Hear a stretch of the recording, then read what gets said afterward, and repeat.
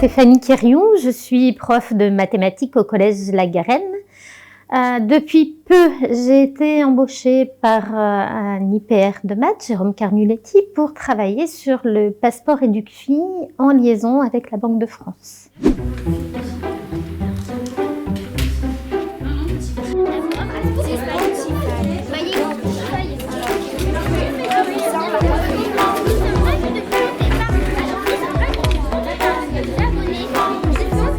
Nous venons donc d'expérimenter une séance avec une intervention de la Banque de France en classe de 6e.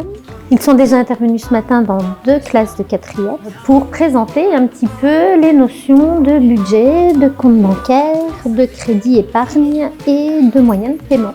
Le but de tout ça, c'est de former un petit peu nos élèves sur leur parcours citoyen, sur les notions de budget, de comment gérer son argent, construire en fait simplement leur rôle de futur citoyen dans la vie de tous les jours. Alors, ils sont venus aujourd'hui pour nous parler en particulier de ce que c'est qu'un budget, les dépenses, les ressources, comment on gère son budget, sur quelles dépenses on peut agir, comment on fait son budget. Donc ça, c'est intéressant dès le plus jeune âge, parce que certains reçoivent de l'argent de poche. Donc je pense que ça peut être pas mal dès maintenant de leur en parler.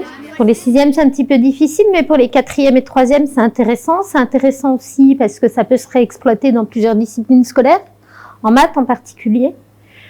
C'est quelque chose qu'on fait souvent. Moi, je le vois en mathématiques en particulier, quand on rebondit là-dessus, quand on rebondit sur ces choses qui fait partie de leur quotidien. C'est des sujets qui marchent bien. Ce matin, en 3e, sur les pourcentages, on a fait des taux d'intérêt cumulés sur des livrets A. Enfin, ça les interpelle forcément. Les 6e, plus simplement, il y a quelque temps, on a parlé du prix de l'essence avec 3 chiffres après la virgule. Même pourquoi il y a 3 chiffres après la virgule? Comment on sait ce qu'on va payer? Parce que finalement, moi, je vais pas payer de millimes, puisqu'on a inventé les millimes après les centimes. Voilà, ça les interpelle et ça permet de faire passer des notions très mathématiques comme les arrondis, les valeurs rapprochées, qui sont des notions un petit peu abstraites. Donc ça a un intérêt à la fois pédagogique et à la fois pour leur vie de citoyen.